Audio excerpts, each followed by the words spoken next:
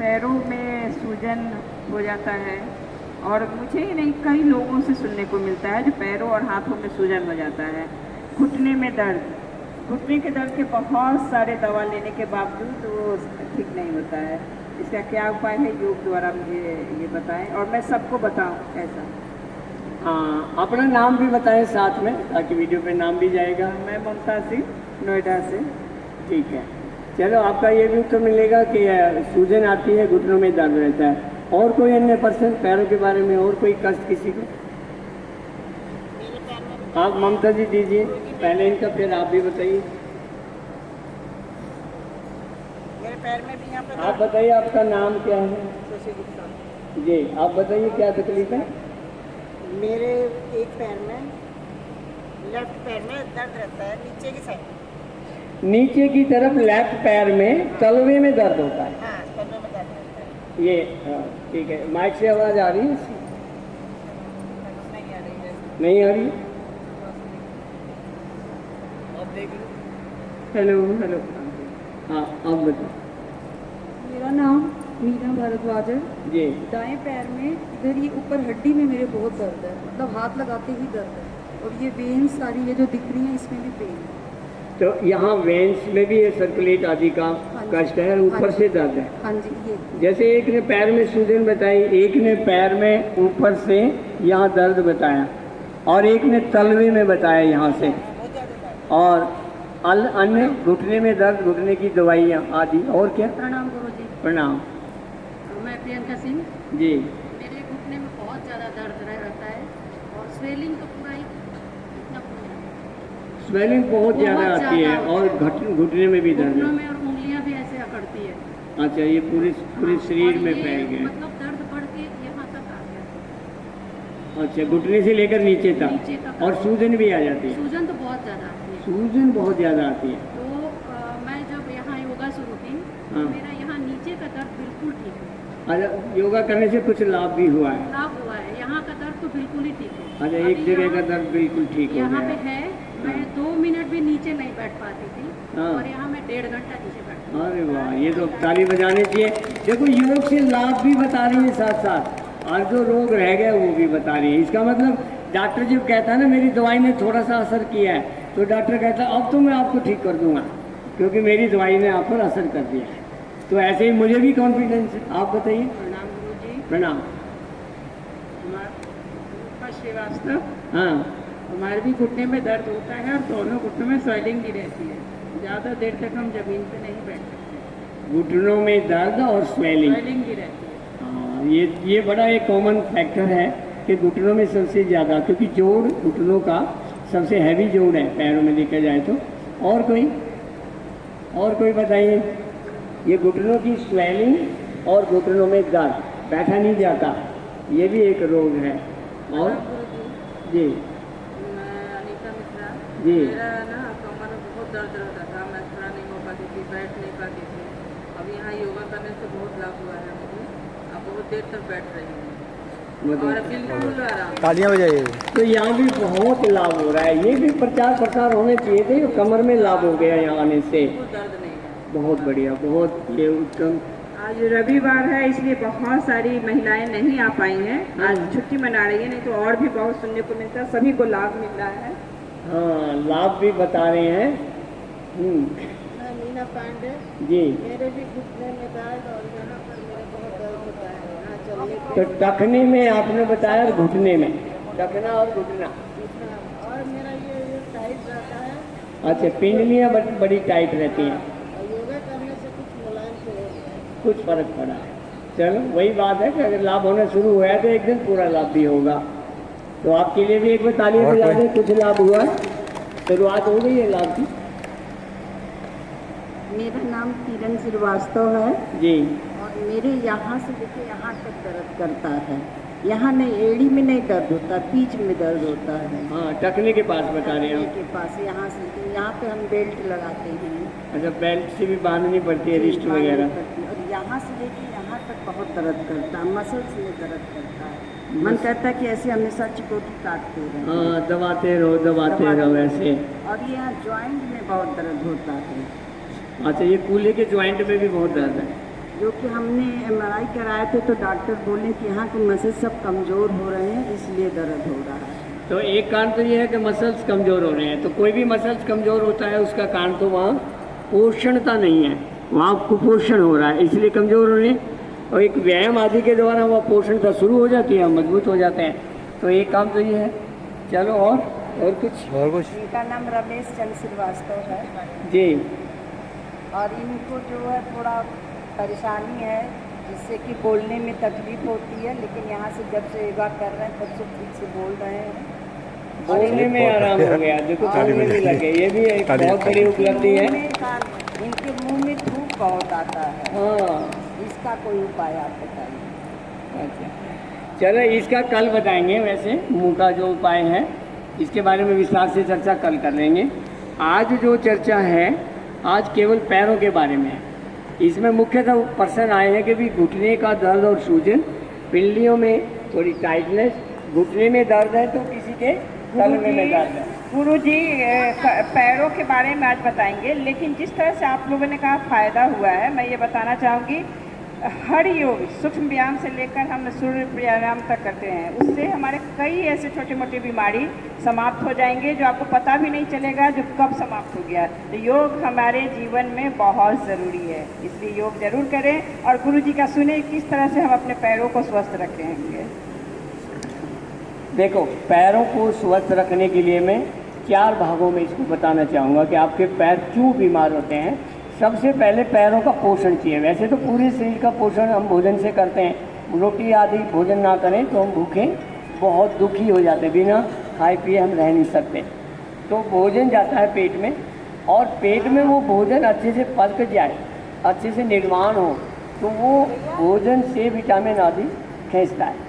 तो इसका मतलब पहले पेट ठीक होना चाहिए ताकि पैरों को भोजन मिले।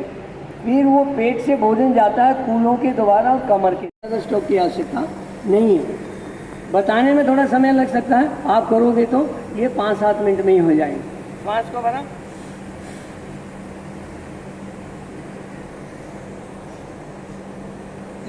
ऐसे नीचे आकर आपने अब कपालभाति करना है।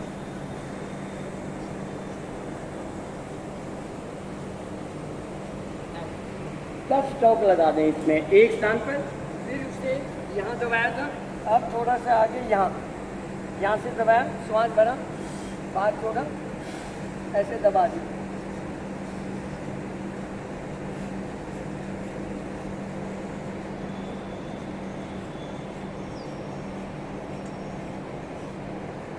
ऐसे 10 स्टॉप लगाए। इसमें तरीका एक बार दोबारा सुन लें। पहले हम सांस भरते हैं, ऐसे सांस भरा, फिर सांस बाहर छोड़ के रोकते हैं और फिर पेट को सिकोड़ते हैं, तब दबाते हैं। अब पेट को सिकोड़ा, अब कपालभाति या नॉर्मल सांस,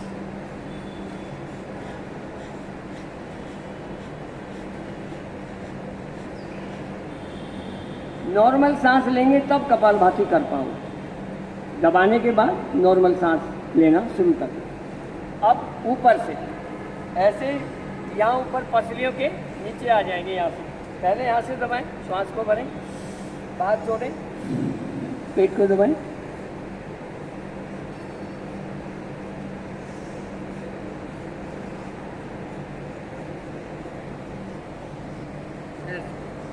फिर थोड़ा सा आगे ले लें। यहाँ देखो लीवर भी आ जाएगा, स्टोमक भी आ जाएगा। तो लीवर सबसे महत्वपूर्ण अंग है हमारे शरीर का, ये भी। तो लीवर को आप दबाएं, ऐसे श्वास को भरा, बाहर छोड़ा, श्वास को रोका, पेट को सिकोड़ा और यहाँ आने के बाद नॉर्मल सांस लेना। आप कपालभाति करो 10,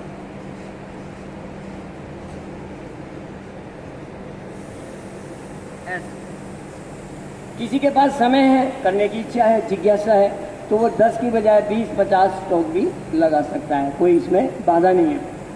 फिर यहाँ बिल्कुल हृदय के नीचे, यहाँ पर स्टोमक है, यहाँ बीच में पैनक्रियाज है, यहाँ गॉल ब्लैडर है, तो ये, और यहाँ किडनी भी है, और सभी को दबा दें।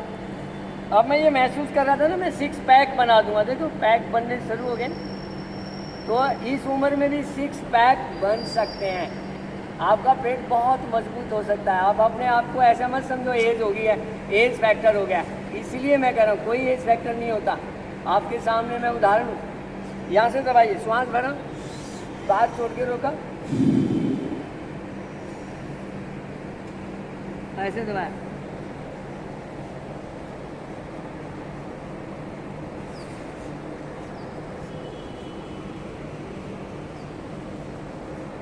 ऐसे 10 से 50 स्ट्रोक आप लगा सकते हैं। और फिर लास्ट में पूरे पेट को दबाना, नाभि के ऊपर बायां हाथ, दायां हाथ उसके ऊपर, ऐसे ही श्वास भरना, सांस को बाहर छोड़ के रोकना, पेट को सिकोड़ना और फिर दबाना। यहाँ के नॉर्मल सांस और फिर कपालभाति।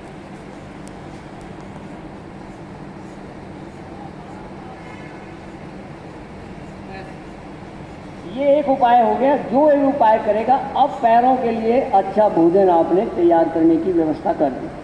व्यवस्था तो होनी है ना। अब आपको दवाई की जरूरत नहीं है, आपकी दवाई यहाँ तैयार होगी पैरों में। जो भी कैल्शियम, आयरन या विटामिन डी आदि जो मिलना है वो सब यहाँ आपने तैयार कर दी, दवाई तैयार। अब आगे बढ़ते हैं, वो सप्लाई करना। सप्लाई जाएगा कूल्हे से, कमर से।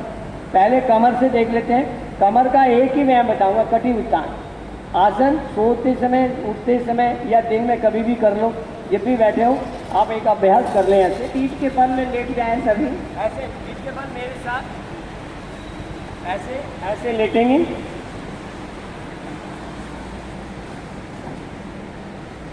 ऐसे लेटकर दोनों हाथ ऐसे जैसे नितंबों के नीचे आ जाएंगे, ऐसे तभी आपकी कमर उठ जाएगी। और कमर इतनी उठानी है और फिर गर्दन भी उठानी है, ऐसे गर्दन को भी ऐसे उठा दो। अब इस आसन में आप कुछ देर रुकेंगे ऐसे,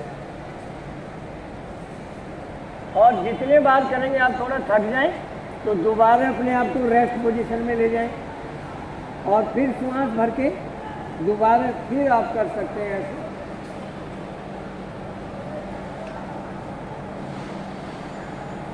और ऐसे सुबह शाम दोपहर 3 टाइम ऐसे।